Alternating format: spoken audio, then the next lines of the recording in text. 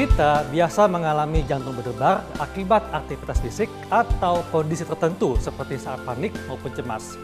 Pada sejumlah kasus, jantung berdebar tidaklah berbahaya. Apa yang terjadi pada jantung kita saat berdebar? Lantas, pada kondisi apa kita patut waspada bahwa jantung berdebar yang dialami merupakan pertanda dari penyakit serius? Kali ini saya akan berbincang dengan Dr. Frin Sinaga, spesialis jantung pembuluh darah untuk mengetahui jawabannya.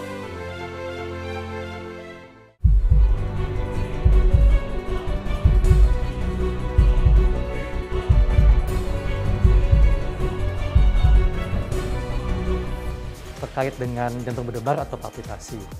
Sebetulnya apa yang terjadi pada jantung kita saat berdebar dan apa saja dok penyebabnya?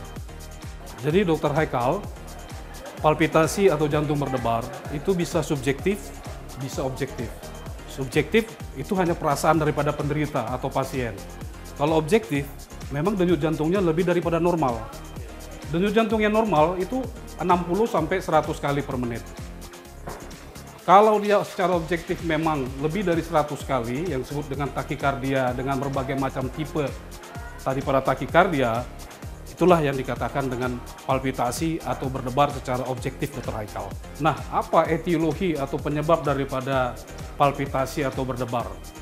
Mostly, berdebar atau palpitasi yang secara objektif biasanya ditimbulkan oleh penyakit yang namanya tekanan darah tinggi atau hipertensi.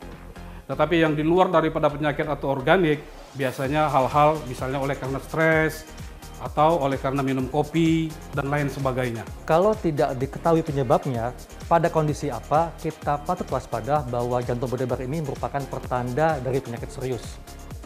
Jadi Dr. Haikal dan pemirsa sekalian, jantung berdebar atau palpitasi tadi memang harus disikapi secara serius, kalau itu secara objektif.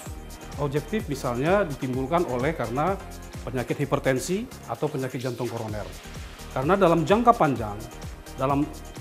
panjang dia bisa menyebabkan penebalan daripada atau pembesaran otot jantung oleh karena memang terpapar dengan denyut jantung yang sangat cepat atau yang disebutkan takikardi.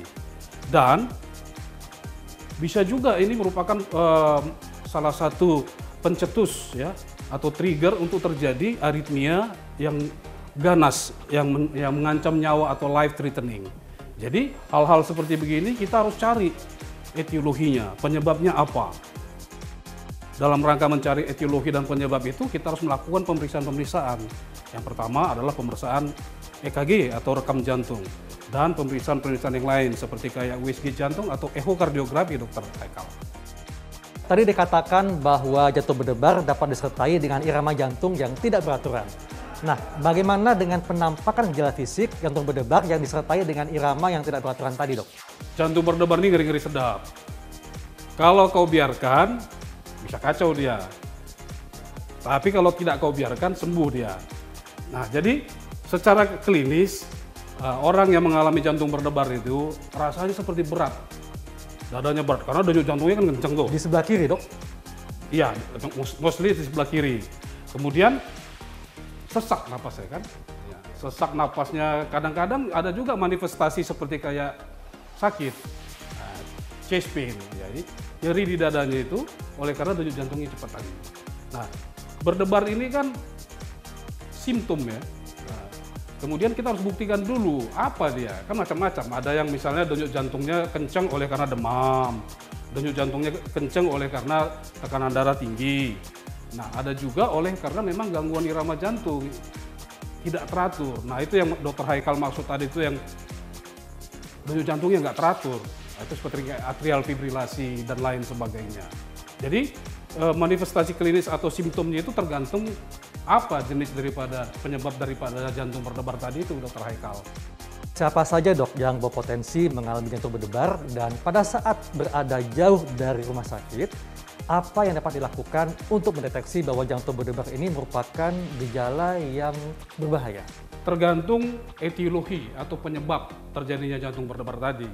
Kalau misalnya oleh karena minum kopi atau oleh karena stres, semua orang dari semua kelompok umur bisa mengalami jantung berdebar itu. Jadi kembali lagi etiologinya apa. Nah, kemudian kalau jauh dari rumah sakit atau fasilitas medis yang lengkap, apa toolnya. Nah, yang paling gampang itu adalah jam tangan dengan jarimu. Nah, jadi perabaan jari ya dengan denyut jantungnya. Yang diraba itu di sebelah mana, Dok? Iya. Jadi ini sejajar dengan jempol. Oke, ibu Nah, jari. ini dia, sejajar dengan jempol. Gunakan 3 jari ini. Iya, 3 jari. Kembali tadi saya bilang bahwa denyut jantung normal tuh 60 sampai 100. Ya kan? Kalau lebih dari 100 itu takikardia. Tergantung keteraturannya. Teratur nggak dia? Kalau dia ada ekstrasistul, ya itu dia tidak teratur, jadi penghitungannya juga akan lebih sulit. Tetapi kalau dia teratur penghitungannya dalam 1 menit berapa kali, ya, itu dia. Nah, itu yang paling primitif kali lah pemeriksaannya kalau di kampung-kampung, ya kan? Demikianlah perbincangan saya dengan Dr. Vince Sinaga mengenai jantung berdebar. Saya Dr. Kancari dan Dr. Vince Sinaga, spesialis jantung pembuluh darah untuk Hidup Sehat Plus.